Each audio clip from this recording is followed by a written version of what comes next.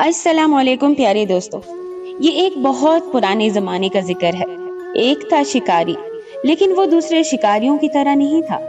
اس نے اپنی پوری زندگی میں کسی جانور کو نہیں مارا تھا۔ وہ کسی جانور کو مارنے کے لیے ہاتھ اٹھا ہی نہیں سکتا تھا۔ بس اس کے پاس ایک جال تھا اور ایک بانسری، جس پر وہ بہت ہی سریلی دھن بجایا کرتا تھا۔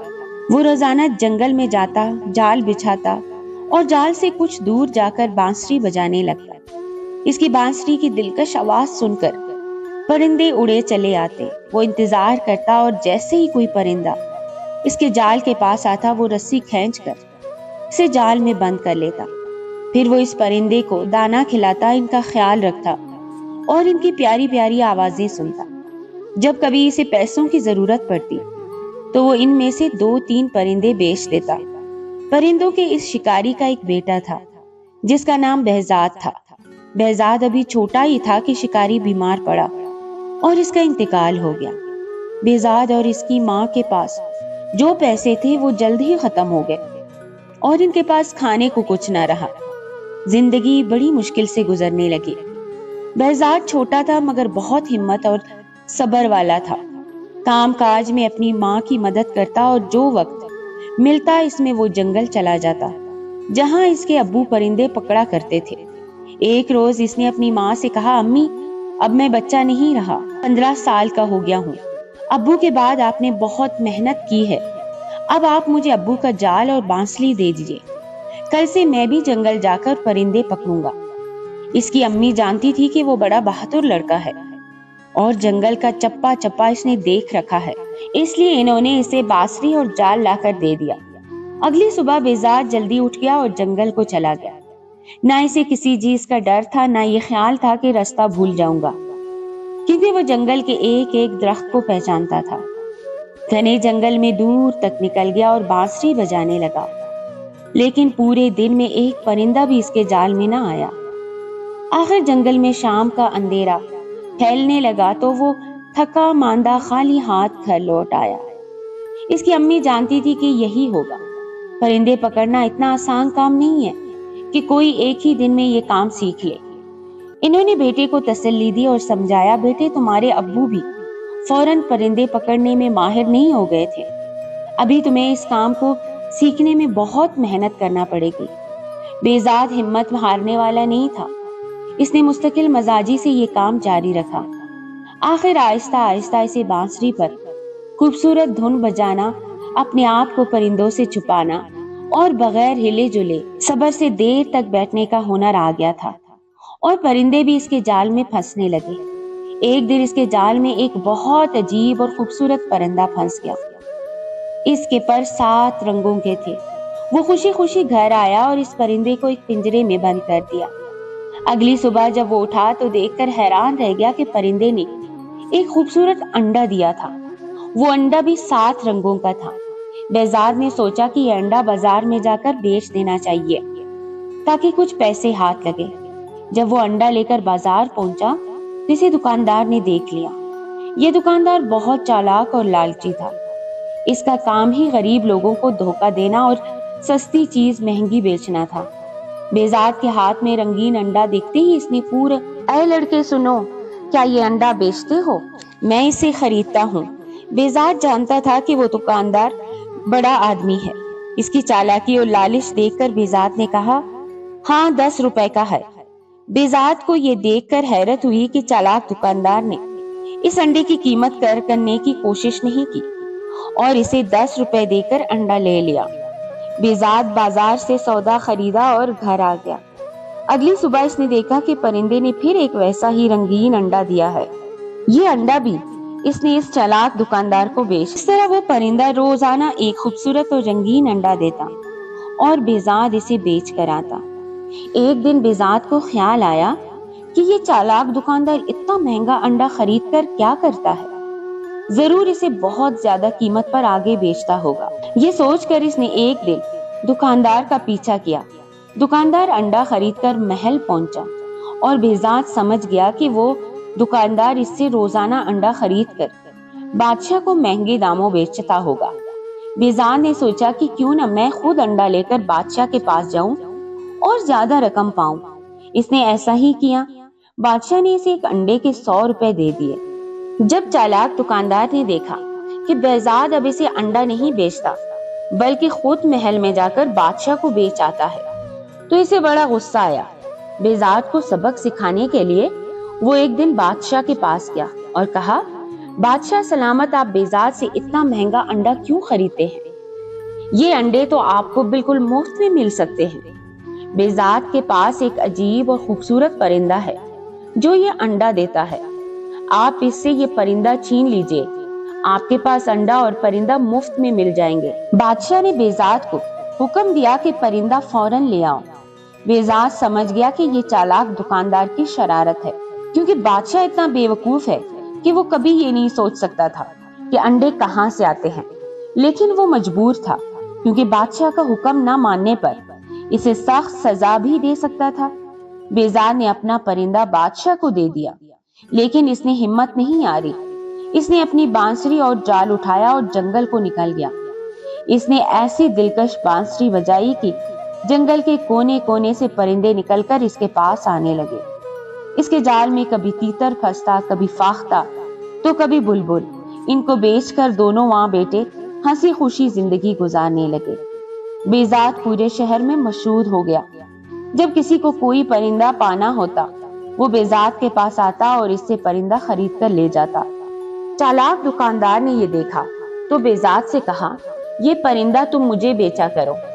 بہزاد سمجھ گیا کہ وہ اس سے پرندے سستے خرید کر لوگوں کو مہنگے بیچے گا، اس لیے اس نے انکار کر دیا۔ چالاک دکاندار کو بہت غصہ آیا۔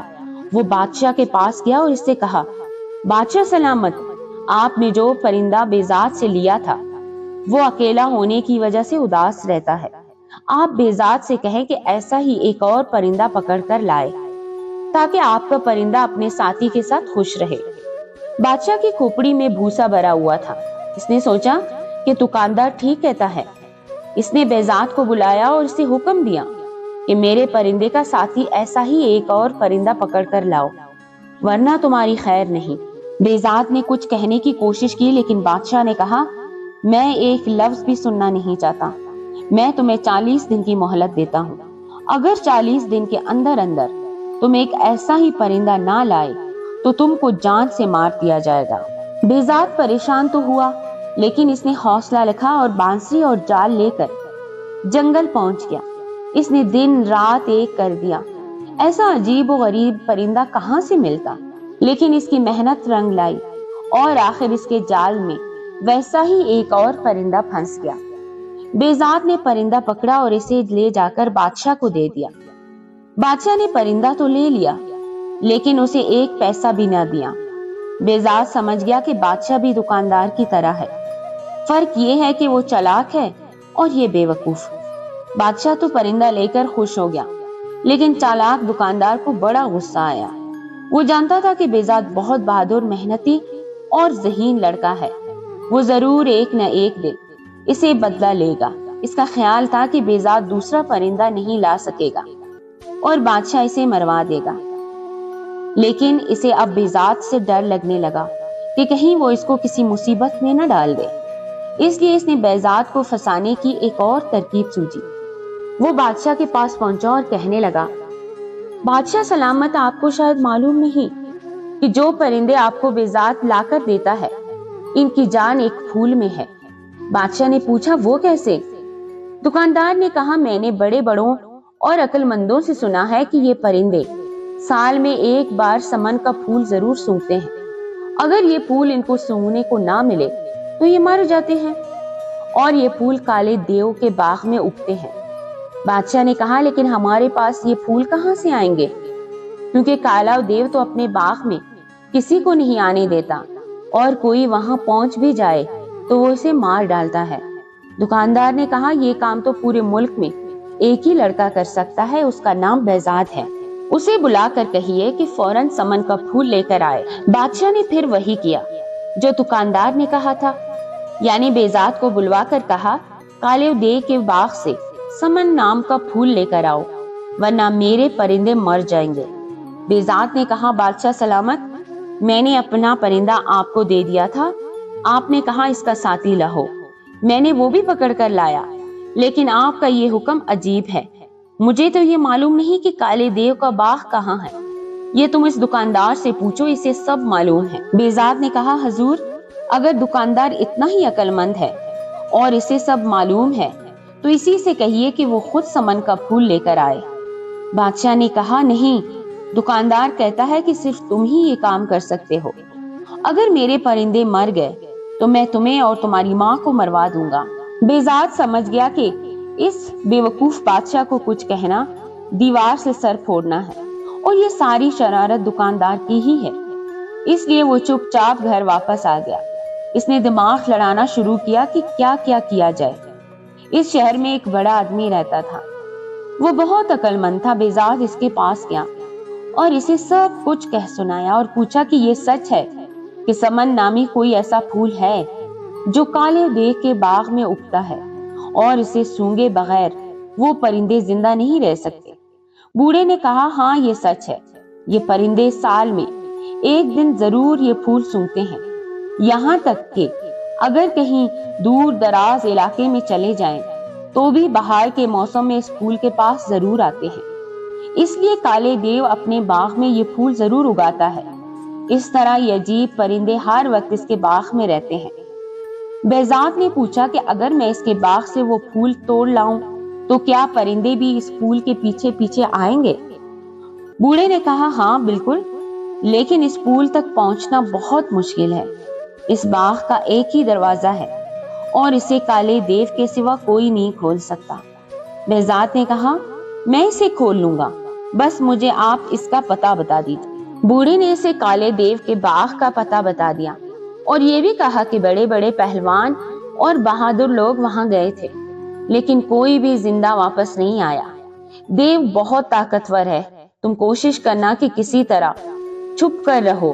اگر وہ تمہیں دیکھ نہ سکا تو تمہاری جیت ہوگی، ورنہ وہ تمہیں مار ڈالے گا۔ بیزاد نے ہر بات کو اچھی طرح سمجھ لیا اور اگلے ہی دن صبح صبح چل پڑا۔ وہ چلتا گیا، آخر وہ کالے دیو کے باغ تک پہنچ گیا۔ باغ کا ایک ہی دروازہ تھا جو بہت بڑا تھا اور بڑی بڑی چٹانوں کو ملا کر بنایا گیا تھا۔ کئی پہلوان مل کر بھی اسے ہلا نہیں سکتے تھے۔ وہ دروازے کے قریب بیٹھ گیا، لیکن وہ اتنا تھکا ہوا تھا کہ اس کی آنکھ لگ گئی۔ بیزاد کی آنکھ ایک شور سے کھلی، شور ایسا تھا کہ لگتا تھا کہ جیسے آندھی آ رہی ہے۔ شور قریب آتا جا رہا تھا، وہ سمجھ گیا کہ کالا دیو باغ کے اندر جا رہا ہے۔ وہ فوراً چھپ گیا، دیو اسے نہ دیکھ سکا اور اس کے قریب سے گزر گیا۔ بیزاد کو ایسا لگا کہ جیسے کوئی پہاڑ اس کے برابر سے گزر کر جا رہا ہے۔ دیو نے باغ کا دروازہ کھولا۔ بیزاد سانس روکے دبے پاؤں اس کے پیچھے پیچھے چلا آیا، اور جیسے ہی وہ باغ کے اندر گیا، بیزاد بھی اندر چلا گیا اور فوراً ایک جھاڑی کے پیچھے چھپ گیا۔ جنگل میں پرندے پکڑنے کے کام میں اسے بہت دیر تک ہلے جلے بغیر چپ کر رہنا پڑتا تھا۔ یہ عادت اسے یہاں بہت کام آئی۔ دیو کو پتہ بھی نہیں چلا کہ کوئی اس کے پیچھے پیچھے ہے۔ باغ کے اندر آ گیا ہے۔ وہ باغ بہت خوبصورت تھا، اس میں عجیب عجیب رنگ کے ایسے پھول تھے کہ بیزاد دیکھ کر دنگ رہ گیا۔ اس میں ایسے پرندے تھے جو اس نے پہلے کبھی نہیں دیکھے تھے۔ بیزاد رات کو وہیں چھپا رہا۔ صبح کالا دیو پھر باہر آیا، شاید وہ شکار کی تلاش میں جا رہا تھا۔ جب دیو چلا گیا تو بیزاد جھاڑی کے پیچھے سے نکلا اور باغ میں سمن نام کا پھول تلاش کرنے لگا۔ اسے وہاں ویسے ہی پرندے بھی نظر آئے جسے اس نے بادشاہ کو دے دیے تھے، لیکن اسے معلوم نہ تھا کہ سمن کا کون سا پھول ہے۔ وہاں تو ہر طرح کے پھول تھے۔ باغ میں گھومتے گھومتے اسے ایک بہت بڑا مکان نظر آیا جو اس میں رہتا تھا۔ بیزاد اس کے اندر چلا گیا۔ اس مکان میں 40 کمرے تھے۔ ہر کمرہ دوسرے کمرے سے بڑھ کر خوبصورت تھا، لیکن بڑے مکان میں کوئی نہیں تھا۔ آخر وہ 40ویں کمرے میں پہنچا تو اسے کسی کے رونے کی آواز سنائی دی، لیکن وہاں کوئی نہیں تھا۔ اسے لگا کہ آواز قالین کے نیچے سے آ رہی ہے۔ اس نے قالین اٹھایا تو اس میں ایک دروازہ بنا ہوا تھا۔ اس نے دروازہ کھولا تو سیڑھیاں زمین کے اندر جا رہی تھی۔ وہ سیڑھیاں اتر کر اندر چلا گیا۔ نیچے ایک تنگ اور اندھیرا کمرہ تھا۔ रोने की आवाज तेज हो गई थी। बेजात ने गौर से देखा तो अंधेरे में एक लड़की नजर आई जो हवा में लटकी हुई थी। इसके लंबे लंबे बाल छत में एक अंडे से बंधे हुए थे। अरे लड़के, तुम यहाँ कैसे आ गए हो? तुम कौन हो? यहाँ से चले जाओ, अगर काला देव आ गया तो तुम्हारे टुकड़े टुकड़े कर देगा। बेजात ने कहा, तुम फिक्र ना करो, वो बाहर गया हुआ है। ये बताओ तुम कौन हो? मेरा नाम चंदा है, वो मनुष्य जो मुझे कई साल पहले उठा लाया था, तब से मैं यहाँ कैद हूँ। बेजात ने इसके बाल खोलकर इसे नीचे उतारा। इसने फिर पूछा, तुम कौन हो और यहाँ क्यों और कैसे आए हो? बेजात ने पूरी बात बताई कि वो किस तरह समन के फूल की तलाश में आया है और अगर वो फूल ना मिला तो बादशाह इसकी माँ को नुकसान पहुंचा सकता है। चंदा ने कहा, समन का नाम फूल सबसे पहले मैंने ही उगाया था। अगर तुम मुझे यहाँ से निकाल कर ले जाओ तो मैं तुम्हें समन उगा कर दूंगी, फिर सारे परिंदे तुम्हारे पास आया करेंगे। इसने बताया कि काले देव के अस्तंबल में तेज घोड़े भी हैं। बेजात अस्तंबल गया और इसने 2 घोड़े खोल लिए।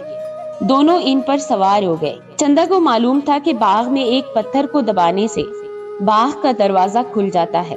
इस तरह दोनों दरवाजा खोलकर घोड़े पर सवार होकर वहां से निकल गए। घोड़े भागते भागते दोनों बेजात के शहर पहुंच गए। बेजात की माँ दोनों को देखकर खुशी से फूले न समाई। दोनों को गले लगाया, खाना खिलाया, फिर पूछा, ये बताओ जो फूल तुम लेने गए थे वो मिला भी है या नहीं? बेजात ने पूछा, अम्मी जब मैं गया था तो मैंने आपको कुछ नहीं बताया था, फिर आपको कैसे पता चला कि मैं फूल लेने गया था? अम्मी ने बताया, बादशाह के सिपाही रोज आते हैं और पूछते हैं कि बेजात फूल लेकर आया कि नहीं। इतने में बादशाह के सिपाही आ गए और पूछा, तुम फूल लाए या नहीं? इससे पहले कि वो जवाब में कुछ कहता, चंदा ने कहा, हाँ ले आया है, थोड़ी देर में खुद बादशाह के पास फूल लेकर आ जाएगा। बादशाह के सिपाही चले गए तो चंदा ने चाकू लेकर अपनी उंगली में चीरा लगाया। खून के 2 कतरे निकले और निकलकर फूल बन गए। चंदा ने कहा, देव को मालूम था कि मैं इस तरह समन के फूल बना सकती हूँ, इसलिए वो मुझे कैद रखता था। अब ये फूल बादशाह के पास ले जाओ। जब वो फूल लेकर बादशाह के पास पहुंचा तो परिंदे उदास थे। इन्होंने चहचहाना बंद कर दिया था। फूल देखते ही परिंदों में जैसे जान पड़ गई। वो फिर से बोलने लगे। बादशाह खुश हो गया, लेकिन चालाक दुकानदार ये देखकर जल गया कि बेजात फिर कामयाब हो गया। इसने बादशाह से कहा, बादशाह सलामत, ये फूल तो मुरझा जाएंगे क्योंकि पौधों में लगे हुए नहीं हैं। बेजात से कहे कि वो समन का पूरा पौधा लेकर आए जिसमें फूल लगे हों। बादशाह ने कहा, ये ठीक कह रहा है, तुम काले देव के बाग में फिर जाओ और वहां समन के फूलों वाला पौधा उखाड़ कर लाओ। अब बेजात ने सोच लिया था कि बादशाह और दुकानदार दोनों को इनकी शरारतों का मजा जरूर सिखाएगा। इसने कहा, हजूर, ये फूल काले देव के बाग में नहीं लगते, ये तो एक ऐसे शहर में होते हैं जो बिल्कुल हमारे शहर की तरह है। बिल्कुल इसका नाम भी वही है जो हमारे शहर का है। जो लोग मर जाते हैं वो इस शहर में रहते हैं। इन सब लोगों के बादशाह आपके वालिद हैं जिनका इंतकाल हुआ है। बहुत अरसा हो गया है जब मैं ये फूल लेने और उस शहर पहुंचा और आपका नाम लेकर बताया कि आपने फूल मंगवाए हैं तो आपके वालिद बहुत रोए और कहने लगे कि मेरा बेटा खुद मुझसे मिलने क्यों नहीं आता? अगर मैं तुम्हें इसका पौधा दे दूंगा तो वो मुझसे मिलने कभी नहीं आएगा। अभी फूल ले जाओ, जब वो खुद आएगा तो मैं इसे पौधे के साथ इसे ढेर सारी दौलत भी दूंगा। इसके बाद वो चालाक दुकानदार की तरफ मुड़ा और कहा, और जनाब, आपके वालिद भी वहां थे। इन्होंने आपके लिए वहां बहुत से सोने के सिक्के जमा किए हुए हैं। चालाक दुकानदार समझ गया कि बेजात इनको फंसाने के लिए बातें कर रहा है, लेकिन बेवकूफ बादशाह ने हुक्म दिया, फौरन तैयारी कीजिए, हम अभी वहां चलेंगे। बेजात ने कहा, चलिए मैं आपको ले चलता हूँ। वो इन दोनों को लेकर दरिया के किनारे पहुंच गया। दरिया पर पहुंचकर बेजात ने कहा, इस शहर का रास्ता इस दरिया की तह में है, आप दरिया में छलांग लगा दीजिए। दरिया की तह में पहुंचकर آپ وہاں کھڑے ہو جائیں گے اور 100 تک گنیے گا۔ 100 تک گننے کے بعد دریا کی تہہ میں ایک دروازہ کھلے گا اور آپ اس شہر میں داخل ہو جائیں گے۔ بے وقوف بادشاہ دریا میں چھلانگ لگانے کو تیار ہو گیا، لیکن چالاک دکاندار نے کہا، ٹھہریے، یہ جھوٹ بول رہا ہے۔ اگر یہ سچا ہے تو پہلے یہ خود چھلانگ لگائے اور دریا کی تہہ میں پہنچ کر اس شہر میں جائے اور وہاں سے سمن کے پھول لے کر آئے، تب ہم مانیں گے اور چھلانگ لگائیں گے۔ ہاں، یہ بات تو بالکل صحیح ہے، لیکن آج میں تھکا ہوا ہوں۔ اگر آپ اجازت دیں تو کل تک آرام کر لوں۔ کل شام کو میں آپ کو سمن کا پھول لا کر دکھا دوں گا۔ بیزاد نے کہا۔ وہ دونوں مان گئے۔ سب واپس آ گئے۔ بیزاد گھر گیا۔ چندا نے انگلی کاٹ کر خون کی بوندیں ٹپکائیں تو سمن کے پھول بن گئے۔ بیزاد نے سونے کے وہ سکے بھی پھولوں کے ساتھ لے لیے جو وہ دیو کے مکان سے اپنے ساتھ لائے تھے اور دریا پر پہنچ گیا۔ کشتی کے ذریعے اس نے دریا پار کیا اور دوسرے کنارے پر ایک تھیلے میں سب چیزیں ایک درخت پر چھپا دیا۔ یہ کام کر کے وہ واپس آ گیا۔ اگلے دن شام کو سب لوگ دریا کے کنارے جمع ہو گئے۔ بیزاد نے انہیں کھلانے پر انتظار کرنے کو کہا اور خود دریا میں چھلانگ لگا دی۔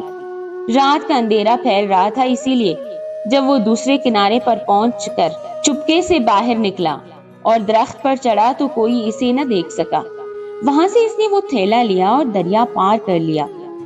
واپس کنارے پر پہنچ کر اس نے بادشاہ کو پھول اور چالاک دکاندار کو سونے کے سکے دے کر بولا، یہ آپ کے والد صاحب نے آپ کے لیے تحفہ بھیجا ہے اور کہا ہے کہ ایسے بہت سارے سکے میرے پاس ہیں، اگر وہ خود آئے تو میں اسے سب دے دوں گا۔ سونے کے سکے دیکھ کر دکاندار کی آنکھیں پھٹی کی پھٹی رہ گئیں اور لالچ نے اسے اندھا کر دیا۔ اس نے فوراً دریا میں چھلانگ لگا دی۔ بادشاہ بھلا کیوں پیچھے رہتا؟ وہ بھی کود پڑا۔ دریا کے کنارے کھڑے لوگوں نے بہت دیر تک انتظار کیا، لیکن وہ دونوں واپس نہ آئے۔ تھوڑے دنوں کے بعد دونوں کی لاشیں پانی میں تیرتی ہوئی ملی۔ اس طرح بادشاہ کو اپنی بے وقوفی اور دکاندار کو اپنی چالاکی کی سزا مل گئی۔ اس کے بعد بیزاد کی زندگی ہنسی خوشی گزرنے لگی۔